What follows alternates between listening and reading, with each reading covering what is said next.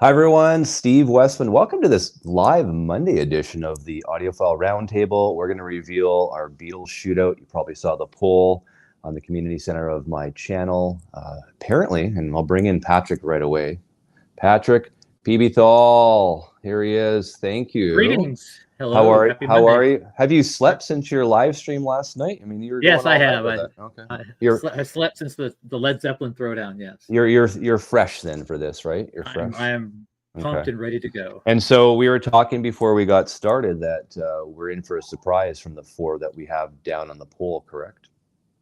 I'd say, well, I'd say some people are going to be pleasantly surprised. Some people aren't. So, yeah.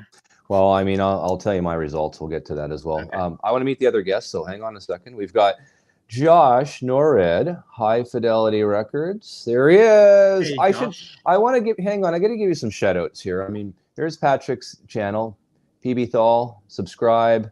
And then I've updated your website picture, Josh. And this is what Josh's website is, highfidelityrecords.com. Have a look at his website. Is that better than the last one I had up? Yeah, beautiful. Thank you. We have one more guest. Would you like to meet him? You're going to anyways. I don't know why I asked, but we'll do that. Do you have a choice? No choice. Here he is, okay. Arnaldo, live from New York. Guys. It's Arnaldo. How are you? Hi. And so if you haven't been to Arnaldo's channel, I'm going to find it here. Hopefully, I have it here. Here it is. Here it is. Fidelio's Frequency. Fidelio's Frequency. Have a look. Good stuff there. And I was looking at your Duran Duran unboxing. You're doing it's pretty good, man. Good it's blowing stuff. Up, man. It's blowing up. You went viral, and then I'm like, oh wow, that's great.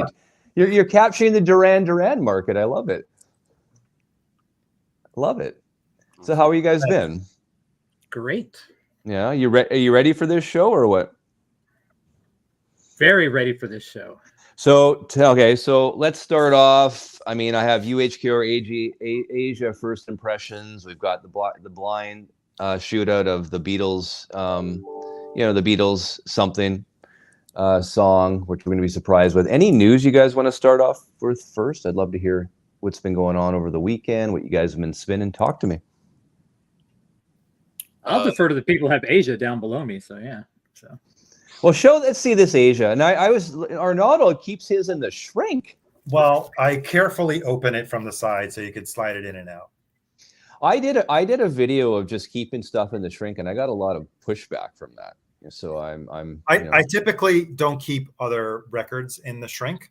I typically don't listen to pushback, but yeah. And I just recently. Well, I'm Canadian. I listen to Nickelback, not pushback. Okay. There we go. Although Nickelback, I mean, they're still around. Last night in Edmonton, Alberta, there's a big outside hockey game. It was Edmonton Oilers versus the Calgary Flames NHL hockey. And the entertainment or intermission entertainment was Nickelback live outside in Edmonton in front of, I think it was 50,000 people. So there you go.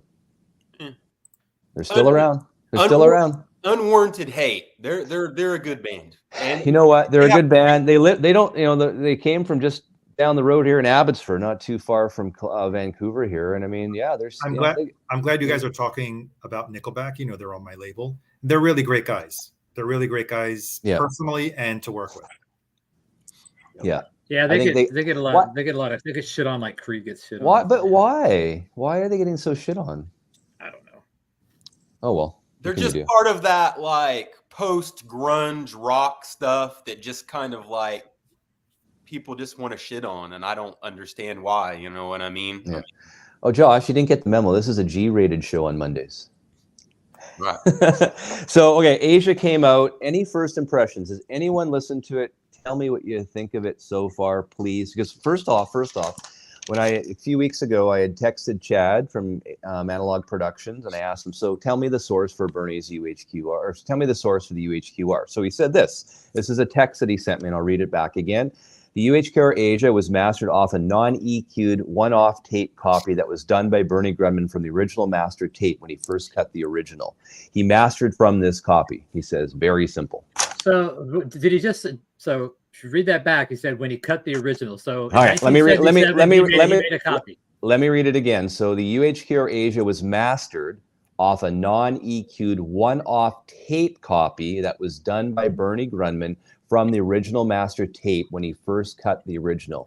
He mastered from that copy. When he first mastered it, so he made this copy in 1977. Yeah, So he this made copy that copy. tape. Okay. He made the copy, and so it assumed then when he was cutting the UHQR version, he probably would have used the same cutting notes that he used in 1977. Now, Josh, tell me your thoughts. You got something to say about that? Yeah, so I mean, it's not going to blow the internet up or anything, but it is interesting. My sources have said that Bernie didn't have an un-EQ'd tape copy. He only had an EQ'd copy that he did in 77. So therefore a copy that has all of his mastering moves baked into the tape, right? So from what I was told, that's what was. And you think this isn't going to break the internet, really? I think you're broken the internet. So here's the booklet from the UHQR. Let me get you full screen. I want you to put it right up because I haven't received my copy yet, so I don't know what it looks like. So bring it as close as you can. So yeah, check out these tapes. Now, these tapes are actually the tapes that Kevin Gray had, and you're like, well, how do you know, Josh? Well, hold on, because Kevin Gray was on the show a few weeks ago, and he was basically saying he used a completely different tape than the one Bernie used. Because I read Kevin Gray my text that Chad sent me, so this is confusing me now. But that's not hard to confuse me. No, so these are different tapes than what Bernie used, and per my source, how they know that these are the tapes that Kevin used is because there's a bunch of felt marker on there, and that's all Steve Hoffman's handwriting. And as you know, that was when Steve and Kevin were Dr. Record and Mr. Groove or whatever is in the Dead Wax of the Cisco, right? Which is the one that Kevin did in 2007. Is Hoffman on the Cisco? Because I have the Cisco. I don't think Hoffman's I don't think Hoffman. I've never seen Hoffman. Hoffman wasn't even on that one, man. He was. Really? He wasn't credited. He wasn't credited then. So he's either Dr. Groove or Mr. Record. I thought there was Dr. Jekyll and Mr. Hyde. I didn't know about these other groups. Hold on, I have the Cisco. Let me go see. Okay, well, grab it. I want to see this, Patrick. Yeah. All right. So you're saying then, going back to it from right from the horse's mouth from Chad, he's saying it was Bernie used a non-EQ'd one-off tape copy that Bernie obviously copied when he cut the original back in 1977. So tell the viewers again what your sources are saying now. Sure, that he just used the EQ'd tape copy he made in 77 with all of his mastering moves from 77, and it's just a flat transfer from that. That's what the UHQR is. He did not have a non-EQ'd. You're breaking the internet. So that tells me then, if that's the case, it should sound pretty similar to the AB1006. Is that what I'm understanding? Except cut at 45. Right. So more frequency, all that. I understand all that stuff. Right. Okay. Maybe on quieter vinyl, probably. Yeah. Well, clarity vinyl. Okay. So that's not bad news. That's your story and you're sticking to it. Is that what I'm hearing? Yep. And then, like I said, the pictures inside the booklet, those aren't the pictures. Those are not the tapes that Bernie used. Those were the tapes that Kevin and Hoffman. I'm so confused right now. You are 100% correct. There is like wow. I've actually never looked at this. It says Mr. Record and Dr. Groove at ATM Acoustic Mastering. So I've never even looked at that. And who was Acoustic Mastering? That was Kevin. And Steve Hoffman. Yep. I never knew that before, man. This is incredible. We're breaking the internet on Aja, and I like the Cisco version of Aja. I think it sounds fantastic. I've owned it. So the Aja was 2007, was it? Was that 2000? So it was a 30-year sort of anniversary cut. Is that my understanding? Correct. Okay.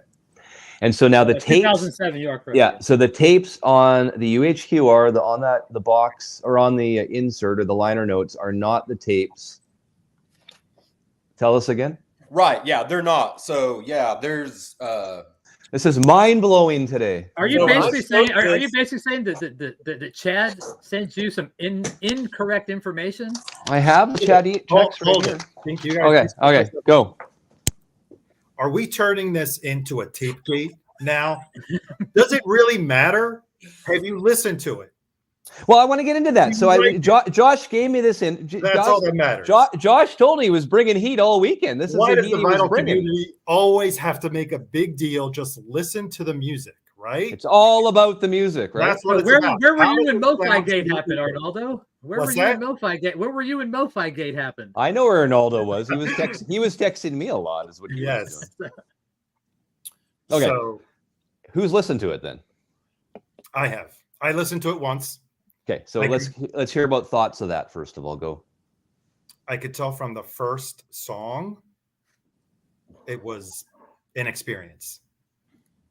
I briefly compared it to my AB first copy. Actually, mine is the AB with the B scratched out with the A in front of it. Still an AB. Yeah. Still nice. Even though my cover says AA on the spine. I hate that. Yeah, I know. So yeah, I totally get the difference. It doesn't matter if it's a copy that was EQ'd or non-EQ'd. I'm just listening to the record. And I have to say that the top end, it just rings.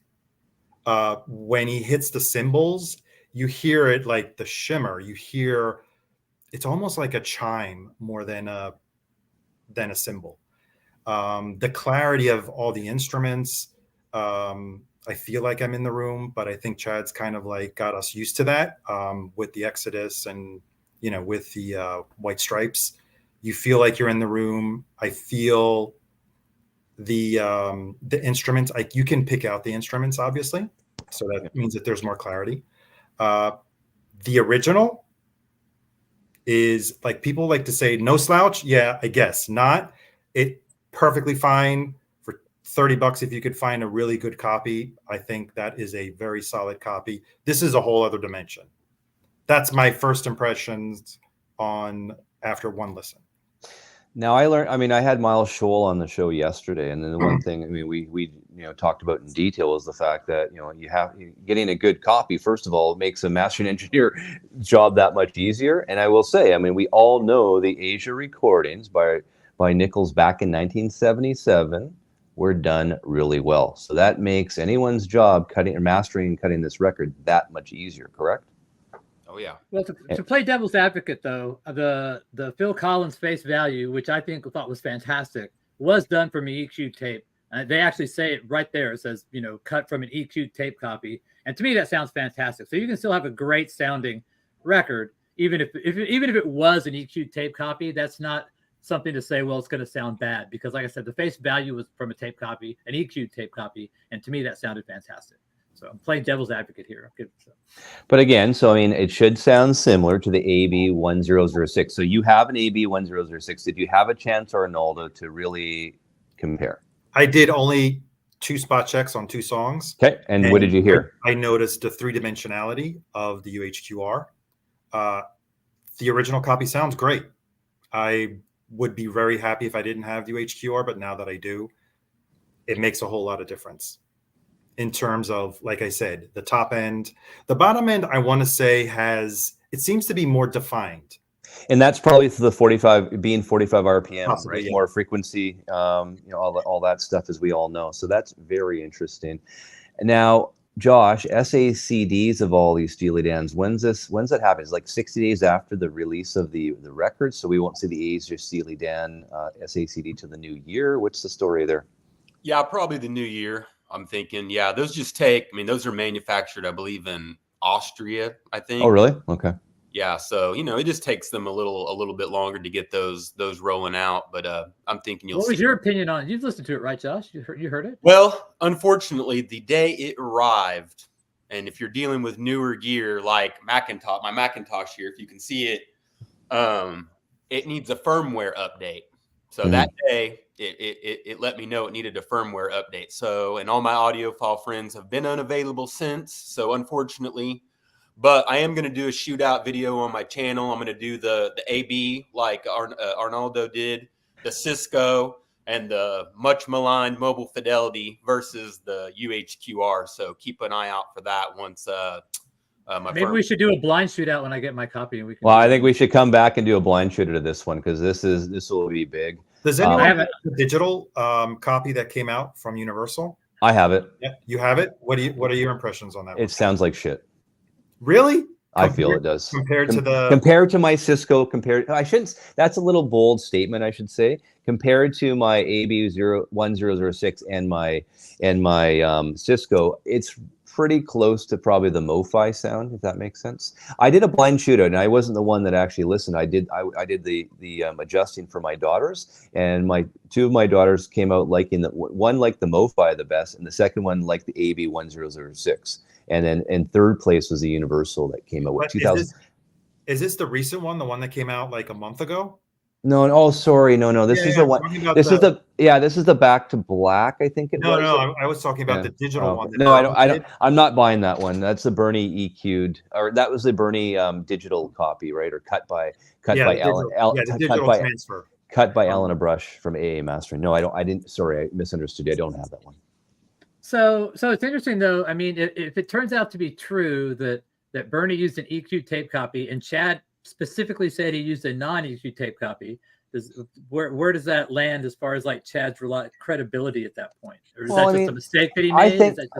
We don't know. First of all, I mean, again, that's a text. I mean, that I asked Chad straight up a couple weeks ago. That was the text. I'm reading it verbatim. I printed it off. So I mean, I'm not saying Chad's not lying. I don't feel he's lying. If that's what you're asking me, if we're going with that, I don't feel that's what's going on. Well, somebody's not telling the truth. Well, it's pretty much a binary thing right now. It's either someone is, someone isn't. I don't know. I mean, again, I'm just trying to help break the internet. That's all I'm trying to do.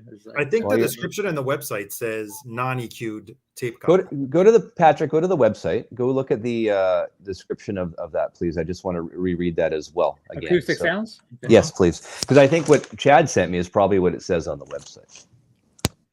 All right, UHQR acoustic sounds. Asia opens up order definitive 300 mastered by Bernie Grubman from an analog non-EQ tape copy pressed at QRP using 200 gram curve. So that's exactly what it says. It says from a non-EQ tape. And I know I got a lot of flack for this, and I mean I still don't know the answer to this one, right? So when they do a digital cut, like Arnaldo was mentioning that Universal just released, I don't have that one. I've got the old one. Doesn't sound that great, but this one I'm sure sounds a lot better. Does Bernie just hook up a digital recorder when he's mastering for the UHQR and then give that file to Elena Brush to cut? Is my question. We know that Kevin Gray does that. Does Bernie do that? I can say that I did a Can't Buy a Thrill blind shootout with the UHQR and that digital one, and the one that won by a landslide was the digital Bernie cut. Was the one that people preferred over a white label promo. It's an Elena Brush cut. Elena Brush cut. So yeah, so you can't dismiss. I mean, if people don't know what they're listening to, they tend to just vote for stuff, and it's surprising what people enjoy. All right, so here I'll make some breaking news announcements. I wasn't going to do this, but November the 16th, I will have Bernie Grunman on my show, live Q&A. So get your questions ready for that, okay? Bernie Grunman on the Steve Westman show, November 16th. I think it's a Thursday, 1 o'clock. I'll put up the thumbnail in the next week. I'm just confirming with Bernie's office, doing some stuff with that. But Bernie will be on my show. You guys can ask those questions then. And then is his handler going to say, just don't ask that's an EQ copy on Well, I don't know. We'll see. So he'll be on my show November 16th. There you go. That'll be fun.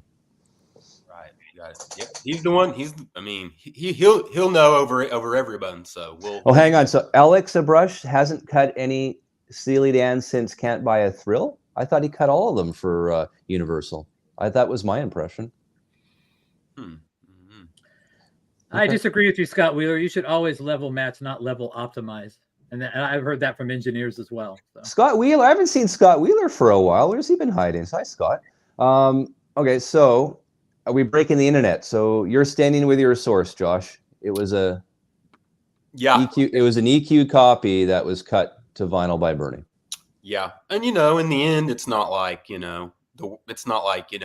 it's some big deep lie or anything. I mean, who cares if it was cut from an EQ'd copy? I mean, if it sounds badass, it sounds badass, and that's all that matters in the end. You know what I mean? So, maybe we'll get some clarification from Bernie or maybe Chad.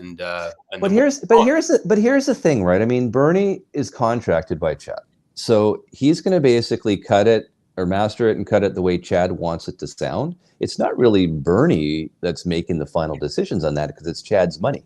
So in a way, we need to really go back to the horse's mouth being Chad, not Bernie.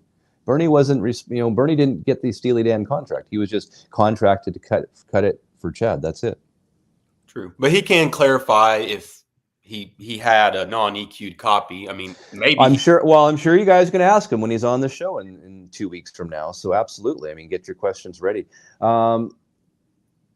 So I mean, there's a lot of people speaking highly of the $30 recent release Arnoldo of the Aja. Now I need to get one. I don't want another Aja copy though. That's the thing. I just don't need another copy of this stuff because I still want to buy the SACD as well. I don't need to. I don't know. I think after this, after the next 6 months, I don't need to listen to Aja again for 10 years. That's what's going to happen. You know what seems very interesting though, that Bernie has tape copies of these original masters. I wonder what his tape library looks like if he makes copies of all his. Well, guess what you need to ask him when he's on the show in 2 weeks, Arnoldo. That will be a very good question. I'll remember that one for sure. So, I mean, like I said, Kevin Gray, when he makes a digital, when he needs to cut for a digital source, he'll basically master and then put up a digital recorder at the same time. Yeah, but I wonder that on my show. If he does a safety copy as well. But I'm curious to know, is all the mastering the same for the Universal as it is for the UHQR? It makes sense to me that it would be. I brought that up, Jason, about the EQ copy of Phil Collins' Face Value. I said it sounded great. So, I mean, it's like I said, just because even if it was EQ copied, it could still sound phenomenal. So I don't think anyone's saying that because it might be EQ.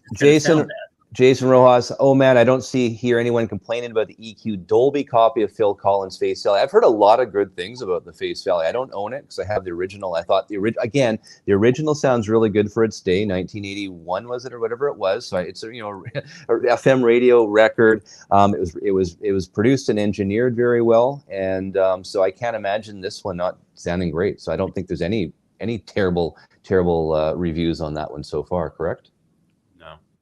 Yeah, and I think you ought to get it now or as quickly. I think the worst review is from Danny on your stream. So yeah. Leland's saying that Chad will drop a response video shortly to clarify. There you go. If Chad's watching, I mean, Josh has his sources. He's got his Deep Throat. I've got my source, which is Chad, and I mean it's also on Chad's website. So Definitely. Either one at this point, right? Definitely. I will say about that Phil Collins. I think they're only contracted for that guy for a year or something. It's a date thing. It's like a time thing. It's not like how many are pressed or anything, right? It's like, okay, you've got 6 months or 12 months, and then we're taking the licensing back. I think that's the way that one. So how would the record company feel about these master engineers just keeping these tape copies in their house for like 30 years? It's like, right? Hey, by the way, oh my God, I've got a copy of Aja at the house. You're creating a lot of gates here. This is like major. But I mean, think about it, man. I mean, it's like, hey, by the way, I've got a tape copy, 1-to-1 copy of a non-EQ'd master of Aja that has been in my house for 30 years. Yeah, I don't know. Maybe it wasn't a big deal back then. Who cut Black Sabbath back in the day? Maybe they got a tape copy laying around their house. I think Artisan cut Black Sabbath back in 1970, if I'm not mistaken. No, we want the Vertigo people. We don't want the Artisan people. We want the Vertigo people. I can only do so much. Yeah, okay. I can only do so much. Get Vertigo on the line. Yeah. Hang on, Arnoldo. Hang on. Here we go. Arnoldo is right. The proof of this pudding is to listen to it. Fremer states that the UHQR is the best he has heard this album. Ken Metcalf of Stereophile says the same thing. Well, Fremer also didn't like Pretzel Logic, so he has to redeem himself as well. And as much as I respect Michael Fremer, he only talked about one song. He made a big deal about Deacon Blues. It's like it sounds the best it's ever sounded, and it's true.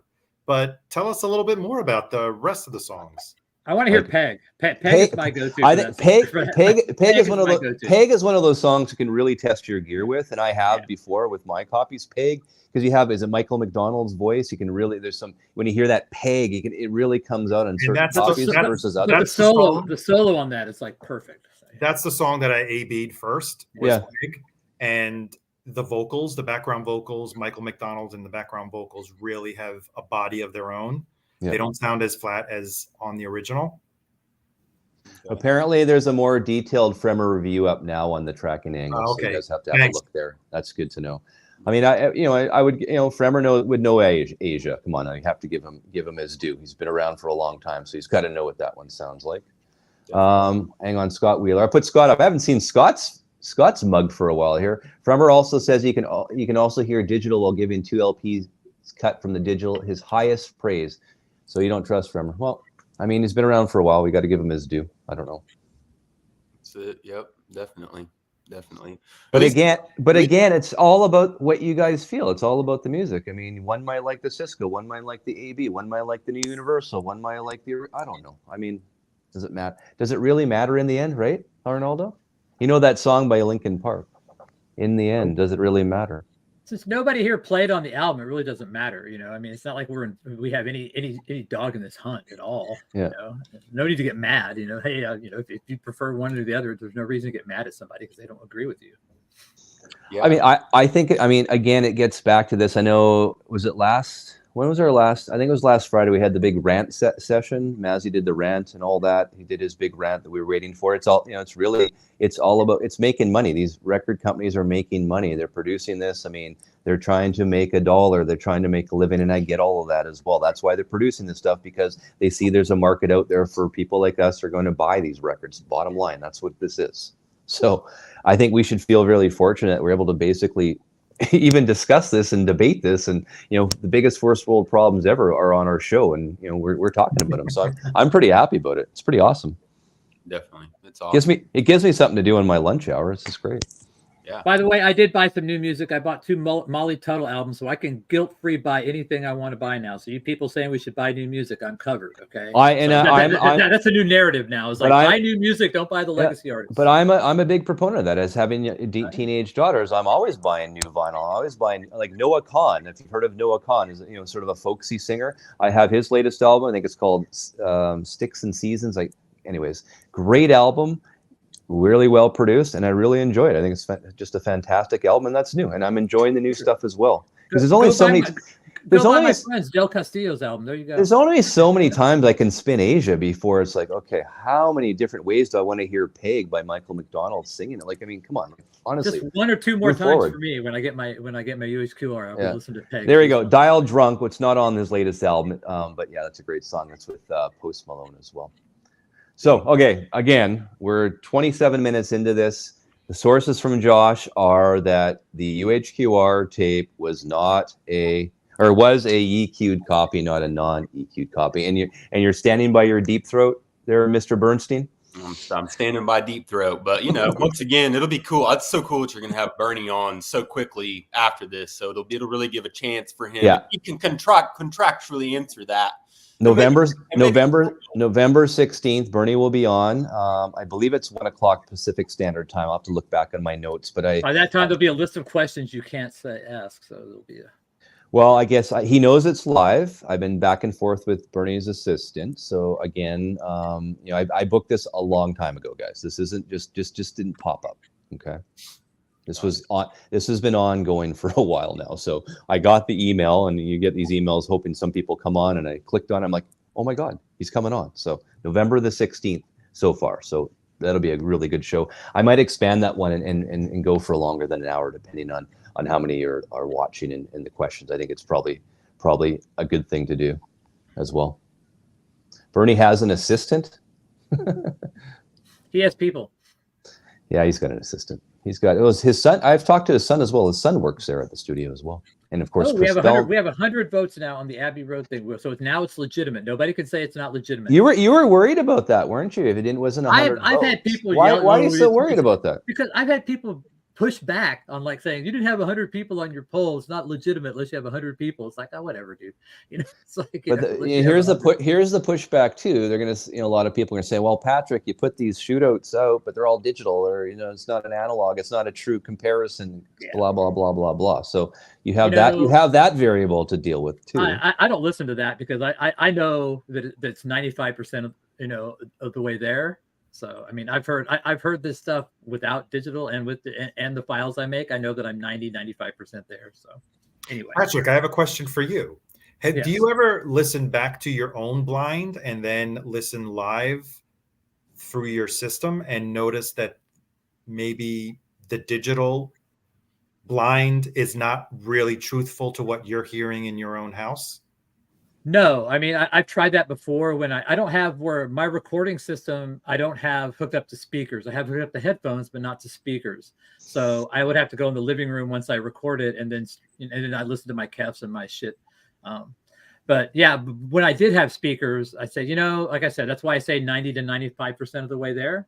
And when I was talking to Johnny Darko, he asked me that question. He said, yeah. And I answered say 90 to 95. He said, that's funny because I thought it was 90 to 95, and he's actually done that comparison in his stead. I said, yeah, it's probably around there. And other people that do this say the same thing. That you're about 90 to. Go ahead. I've noticed myself when I do comparisons, there's a big difference between headphones and listening to live speaker. Oh, for sure. So, but I would agree. But I've listened to them live and then digitally, but I found I don't, like I said, where I have my main system now, I don't have it hooked up to my main listening system. It's not feasible at the moment, but I get what you're saying. Makes sense. Makes a lot of sense. Well, I mean, think about it. Engineers are in their studio. They got the cans on, right? I mean, they're not. A lot of the time. Or they have those like crappy Tannoy monitors or whatever, those NS1s that they have in the studios. that are very flat and very boring sounding. So it all depends. I mean, like my JBL monitors, right, Patrick? No, I don't know what your system is. I mean, like I said, those Kefs that I bought, those were the first really expensive pieces of equipment that I bought in like many years.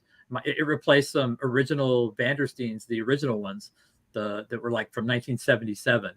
So these are the first new speakers I bought probably in like 30 years in my, So Dr. Winston's talking about, I'm assuming he says Abbey Road half-speed master is, in his opinion, are 99% fantastic sounding. So again, you're going back, push back on that, that's for sure. Well, that's you're talking the Exodus shootout that you did, Patrick. Is that what I mean, not for me, but there's a lot of people that just blindly hate on anything that says half speed. And I go back to this. So that's why it's blind. This perceived bias or perception bias is so true, because it's Abbey Road all of a sudden in your head, because you've been in all these negative forums, Hoffman forums. Oh my gosh, half speed master, it sucks. Abbey Road sucks. Miles Shoal, all this stuff. Well, because that going into it, you're going to get that opinion. That's how I feel. I'm guilty Presumption bias. I'm guilty because I sit there, anything that's like old MoFi, I instantly will sit there and go, oh, I don't like it, and this would be a good segue to go into the poll. So if you want to, let's go to the poll. I want to go to the poll. So when I put the poll up, I don't think when I had made a screenshot this morning, this is my screenshot of the poll. Let me take this comment off so everyone can see. 1 second. And then I want to go into that. So here's the poll here. Sample A, B, C, and D. This had 99 votes. We're over 100 right now. Do you want to, first of all, before we do that, do you guys want to, okay, that's the samples. Let's start. Guess. I want to go with Arnaldo first. I mean, which one from the 4 that you listened to, and I listened to it 3 times each, just so you know, and I'll give you my opinion after. But Arnaldo, out of the 4 samples, and we don't even know what they are, the resources are. Patrick was not even nice enough to tell us at the top of the show. Yeah, I said I'm not going to do anything. I'm just going to which really is really bugging me. So I'm bothered now. I'm really nervous now. It's going to reveal my, that I like MP3s or something. But Arnaldo, go. What did you think? I have some comments too. I voted for B. For me, and I texted you this, Steve. C sounded a bit too irritating. D was too thin, and A was a bit veiled. Fair. One more time. I voted for B. C sounded a bit too irritating. D was too thin, and A was a bit veiled. Okay. That is I only did this on my headphones. So, and through the file, listen to the files on my phone. So I did it into account. I did it different. Last time, our last shootout, Patrick, a couple of Mondays ago, I did it through the cans. I did it through my system this time. B&W speakers. I liked B the best. I thought it had I thought it sounded the most authentic. George's voice, the guitar parts of it. But here's the thing. I listened to it like 3 separate times. And by the end, I was really starting to think that B and C sounded pretty similar. I'm not sure if it was the mood that was in. So it really got me thinking, oh my God, I can't really decipher between the two. But going back, a third time, B really just a little bit squeaks it by compared to C. But C would be my second choice if I was to choose, if that makes sense. I'm seeing Patrick laughing right now, so I'm a little concerned. Okay, go Josh. Go, Josh. Yeah, I picked C.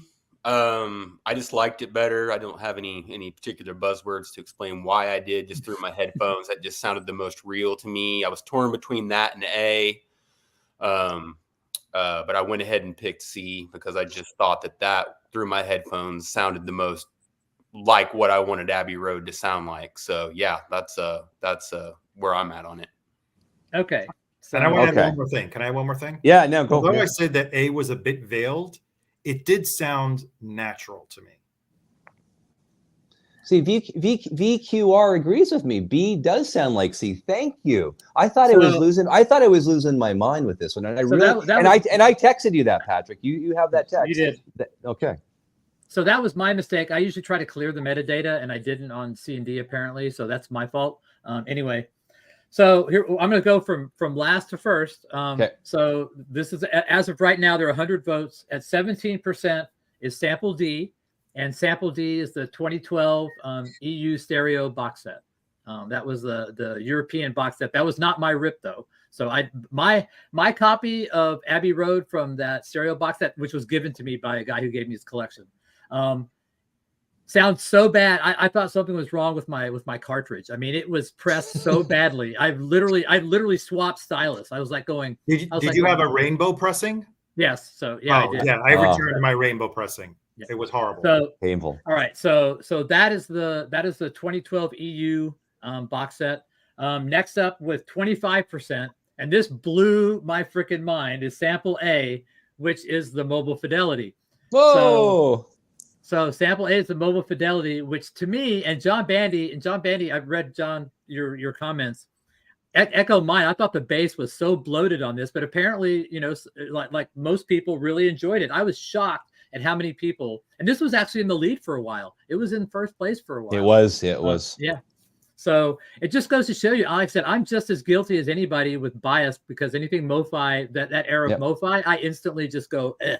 And that's my own confirmation bias. So anyway, next up at 26%, almost tied with the MoFi, is the BC13, which is not a Harry T. Moss, but it is a -4 cut on that side.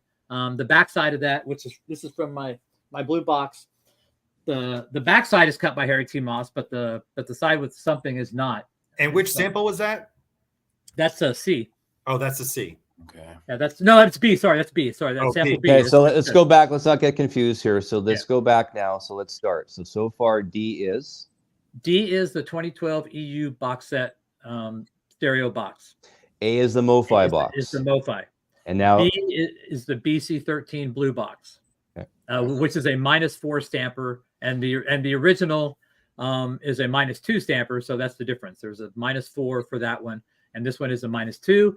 When Sample C obviously is the UK Abbey Road, the -2, -1, and that was number one at 32%. But it was a lot closer than I thought it was going to be, way closer than I thought it was going to be. This was very interesting, and but I mean, people again were like saying, "Well, do Abbey Road because the stereo box set sounds like shit." Even though it came in last, it did not sound horrible. Other than my pressing from Rainbow, it sounded horrible. But I mean, if you get a clean pressing of it, it doesn't sound bad. To me, it didn't sound bad. So I can't believe I didn't pick the MoFi this time, Patrick. I'm so surprised and so glad. Last shoot, I liked the MoFi, and that's the one I ended up picking. Actually, not knowing, because I don't have an original -2-1.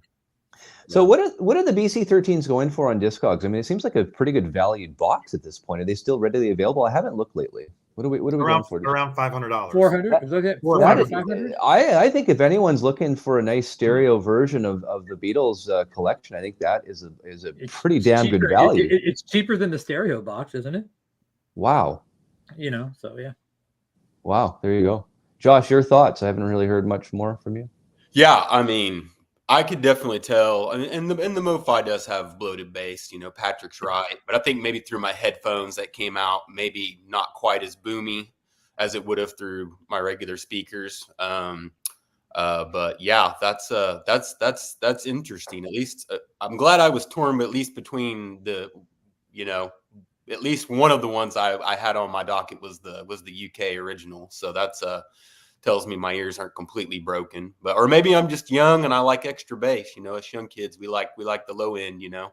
I mean, people like what they like, and it also matters what your system resolves like. What you know, I mean, it all depends. You know, so there's no right or wrong answer. You know, it's a fun experiment. Can you answer that question? Doesn't the blue box have inconsistent pressings assembled from different sources? They're asking. Oh, sure, definitely. It does. Yeah, you can get tube cuts, you can get solid state cuts, whatever. Some of mine, I think a few are DMM, and some are actually Harry Moss. They're just a mix. Yep. But $500 for the box and Discogs right now, I think, is a fantastic value. I've seen some of those that have like the -4, the -2, and then some of the '80s pressings that have like the -1, which are the -1, -1, -1, -2 has the extra dashes that are etched in there that are stamped differently.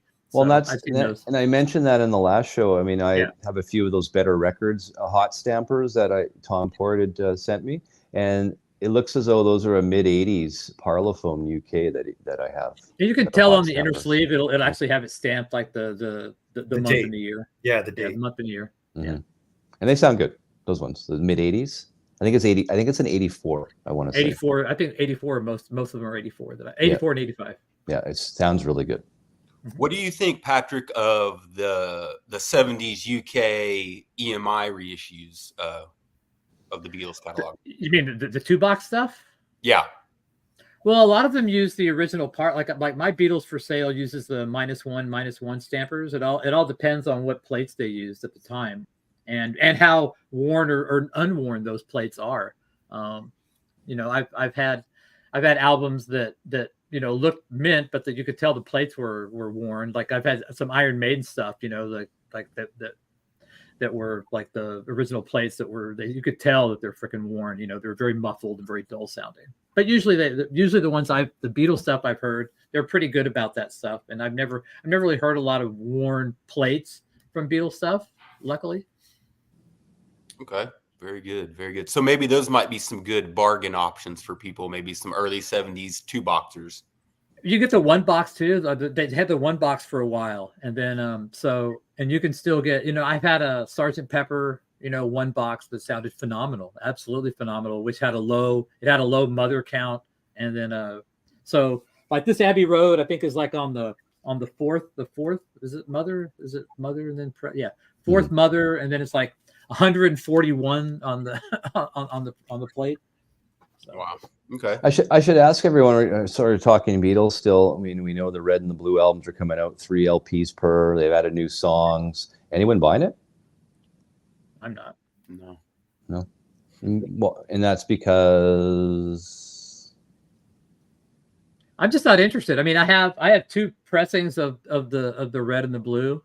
I had the all analog one that came out a few years ago, and I have the OG UK that came out when it first was released, and that's good enough for me. I don't need the remix. I'm not a big remix guy. Well, it's interesting too, right? Because in the Red album, a lot of the Rubber Soul songs are already on there. So I mean, when they redo that, remix that box or reissue the box, a lot of them are already done. I bet you the whole album's done already. I bet you the whole Rubber Soul album is obviously done at the same time, and they're probably going to release it sometime next year. That's my guess. I'm interested to hear the, you know how some of it's all going to be in stereo, correct? Yep. So those stereo mixes were very hard panned. I think they would sound a lot more natural now, and that's why I'm interested in getting it, because it'll have more of a I don't want to say modern. It makes it sound bad, but that hard panning was their original idea of how stereo should be, and which not necessarily was the best, right? Right. But those albums were meant to be heard really in mono. Exactly, so, right.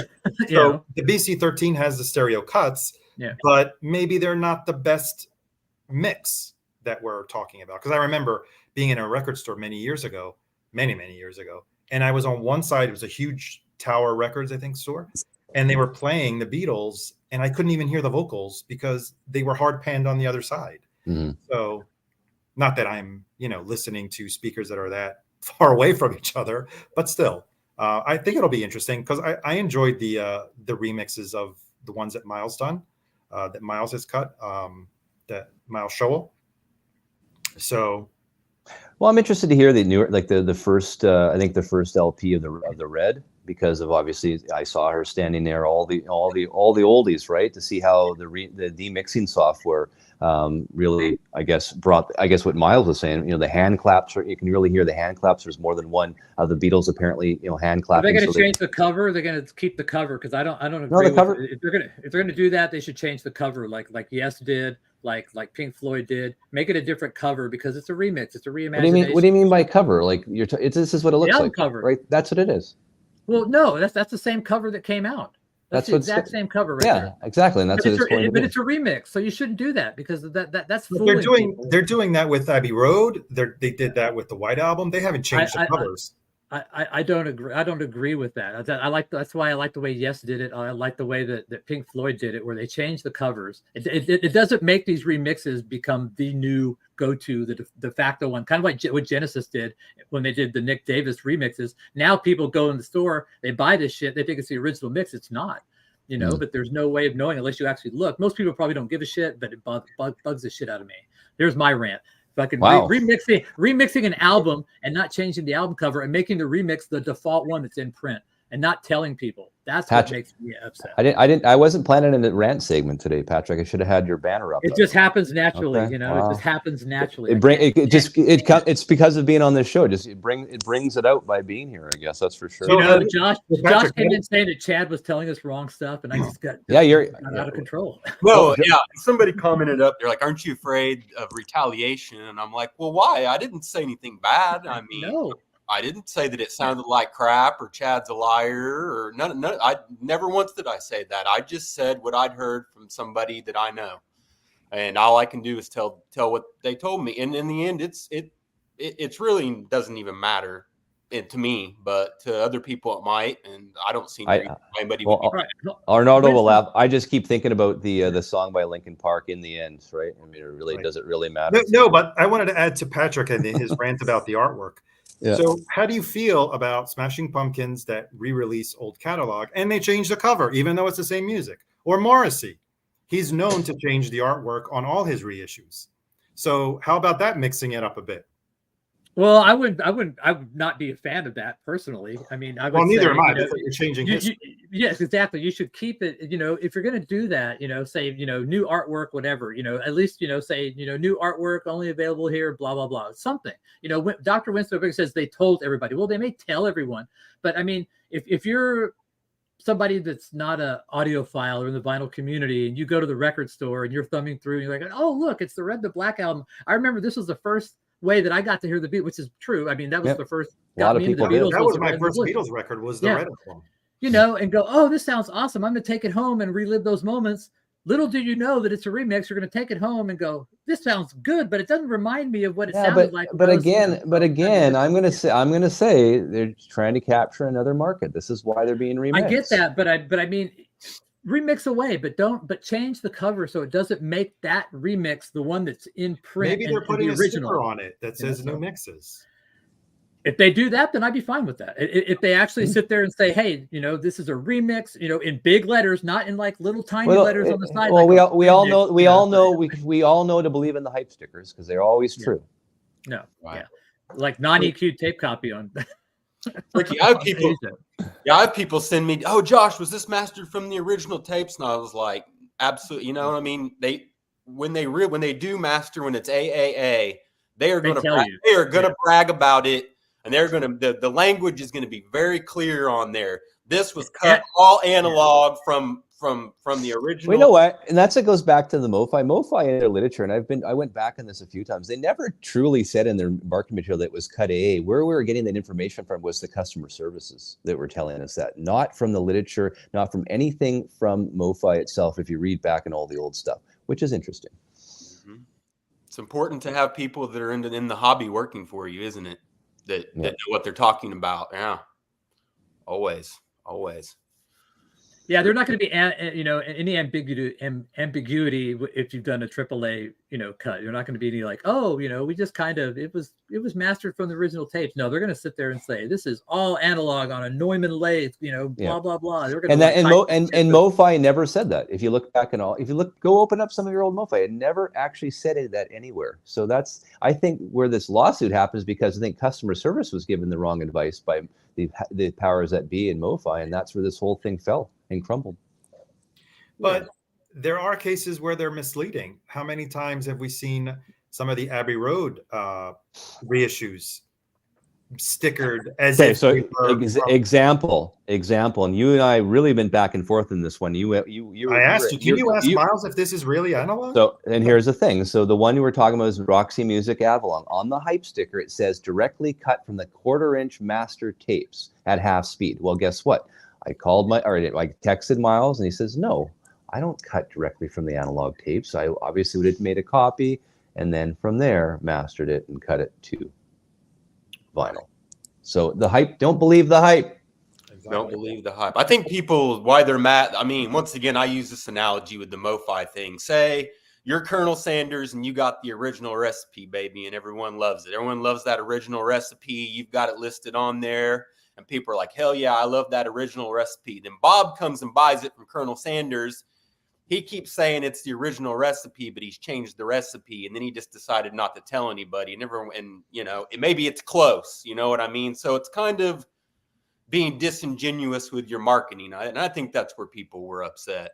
Well, and also too, Patrick, I mean, remember, there's mastering and also cutting. So I think that too is a whole different thing that people need to, mistake it for as well. People say this is a limited edition. This is only limited to 3,000 copies. Yet, some people get a jacket that says 4,566, or they come out. Well, now we have a blue vinyl version, so that it's a different version. It's not the black version, so we can get away with this limited edition. I think the Beatles on the hype sticker, it does say in the old ones, it says new remix by Giles and Martin. So it's going to say that, Patrick, right on the hype sticker. Also when they did the #1 and they remixed it for later versions, it says new mixes. And here's the thing. I mean, these box sets are coming out. What are they? $150 US or something approximately for this, right?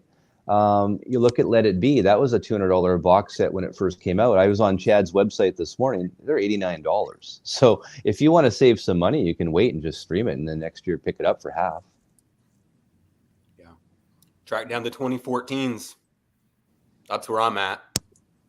How much are those have gone up in price? Those are probably $100 a pop now for the 2014. What, the red and the blue, the all analog red and blues, yeah. By Sean McGee, yeah. But even in that case, there's a rumor that the U.S. copies were actually not analog, even though they have the sticker says cut from the analog tape. Well, guess what? I will then go to Miles and ask him if that's the truth. How's that? There's a rumor that says the European ones are cut analog versus the Canada and the U.S. ones that are not. Interesting. And those were done the Europeans were either done at. They were done at optimal or record tape. I think they're done at optimal. That's what I thought too. Okay. I think so too. Yeah. Well, Miles seems to like, when he was on yesterday, he seems to like optimal the best. I think that's his go-to plant if he had a choice, right? But I think that was it Let It Be? Was it GZ they went to though? They changed, right? If I'm not mistaken, it wasn't optimal they went to. I think it was GZ. Yeah, but GZ now is all over the place. They've soaked up so many freaking pressing plants. It's. Mm-hmm. Yep, they're out there doing it, for the masses, for the people who have. And GZ has gotten better. I mean, they were horrible when they first started. They've gotten a lot better since, in my opinion. Definitely. And record industry is still to me the best. There's music on vinyl sources maybe iffy, but before they press their records at record industry, that's probably the best pressing. We got more Tapegate here. So here's VQR. VQR says this: the in-print Blue album with the AAA hype sticker in the US isn't actually AAA. It might be mistaken. More Tapegate. God, this damn Tapegate never goes away. It never will.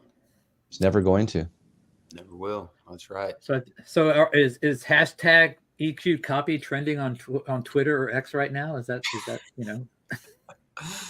I don't know. It'll be fun. It'll be funny if it is. I mean, you know, it'll get clarified, and either way, I don't think anyone's going to care. You know, like Arnaldo said, you know, it As sounds long as it sounds good, it doesn't matter. It really doesn't. Well, and then we know the Cisco cut from Kevin and Steve Hoffman, now that we know, was from a different tape than the one Bernie used. And I'm not a big fan that of was Cisco, that was clarified when Kevin was on the show a few weeks back. I'm not a big Cisco fan. I mean, I thought that was kind of dark, and it really sounded different. It sounded like a whole different recording in some places to me. I haven't listened to it in a long time. Oh, you have it, Patrick? Yeah, I have it. Yeah, so I have it, and so I'll revisit it when I get the Aja. But I just remember not being that impressed with it. It's been a long time since I've listened to it, but yeah. And I have the AB, the Columbia Santa Maria. I have that one, and I have the very first Japanese pressing that some people like a whole lot. dig it. It'll be interesting. Yeah, I'm excited to set them all down, and once my Mac gets its. I don't want presumption bias, though. Please, Josh. I'm excited. I'm excited. I mean, because that's the thing that people don't realize. You know, the audiophile labels aren't taking shitty recordings and trying to make them better. They're taking already awesome recordings that they already know sound great. Yeah, and they're maybe trying to change a few things here or there, and giving us a nice, clean audiophile reissue of something that already sounded great to begin with. I mean, exactly. Like, these audiophile labels aren't going to basically pick crap and then try to make it sound good. Let's see what you say when Katie Lied comes out, because Katie Lied was not a great sounding recording. So we'll see what happens with Katie Lied. That's I'm waiting for Katie Lied. That's what I'm waiting for, which doesn't surprise me. And that's going to be that will be the last one. I bet you it'll be Gaucho before Katie Lied. We know they're going to try to ride on their wave of goodwill for having the entire catalog come out. Well, Aja 30,000 are going to be pressed of Aja, so they'll be in stock for a while.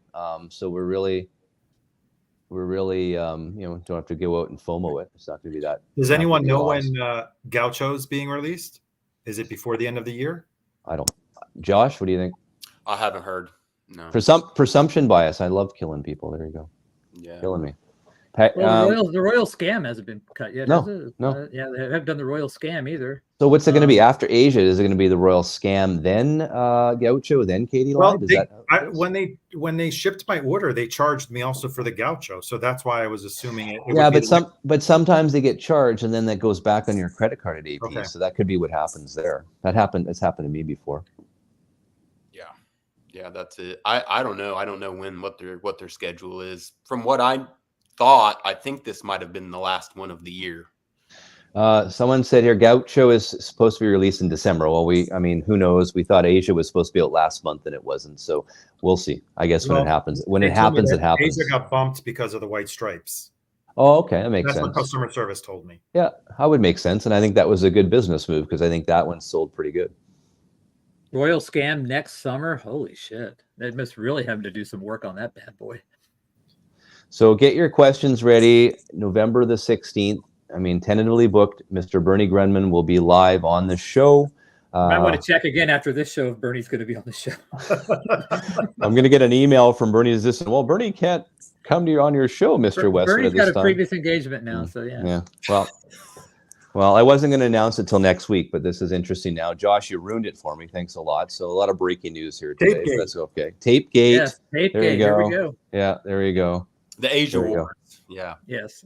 The Aja Wars. So no one's buying the Beatles here. I'm going to buy it too. I'm going to tell you I'm going to buy it. I like the red. I want to listen to the red remixes. I got it because of the exclusive on their website, the red and blue colored vinyl. Let's see how it sounds. Yeah. And that's another thing, guys. We're getting to the top of the show here. Colored variants, and does it sound, you get a lot of pushback about how they don't sound as good as the black. Is that truly just a myth or urban legend, or what do you think? I think it's hard for them to see the imperfections in the colored vinyl like it is the black vinyl. And that's what I've heard from the people I talked to when I, at QRP, when I was down there. That was kind of their assumption is, it's just hard to pick up on maybe some of the imperfections in the vinyl on the colored as opposed to the black vinyl. And clear vinyl's like shit to read matrix numbers or see scratches or anything, man. It's like I find it hard on the clarity. I find it hard on the clarity vinyl too to see any. Oh yeah, you can hardly pick out the tracks sometimes because the one underneath kind of blends in. Yeah. Okay, so it's not just me. good. No, it's not just Yeah. you. You have to look at it in Not a just different light in order to pick out where the spacing of the songs is on each side. Interesting. Well, I mean, we'll get our questions ready for Bernie in the next couple of weeks. He might not be able to answer them. I mean, it might be a contractual thing or an NDA thing. So I guess he'll tell us straight up, either yes or no on some of these questions, right? But I do know he's very proud of his Aja back that he, first mastered and cut in 1977. And so if the same notes are used, wonderful, because we know the AB 1006 is if you're Tom Port, Better Records, that's the go-to copy, and the hot stamper, which I also have that Tom Port sent me, and that one sounds great too. So very interesting. So we'll leave it at that, gentlemen. This has been awesome. So again, one more time on this poll, give me the 4 samples, please. Start from A, go to D. Patrick. Sample A was the Mobile Fidelity from the BC1 box set. Sample B was the BC13 stereo box that came out in the 70s. This was a -4 stamper. Sample C was the UK first pressing, the -2 stamper. And number 4 was the 2012 EU box set, stereo box set with sample D. And who won according to our poll of 100 votes or more? Sample C by a narrow margin over B and A. Wow, there you go. Well, guys, we did it. Another roundtable. Thank you for coming on today. It was awesome. It was fun. Thank you. Thanks for having me. Hey guys. Always enjoyable. Bye. Awesome. Nice seeing you guys. Bye. Have a good day. Hi guys. That was good.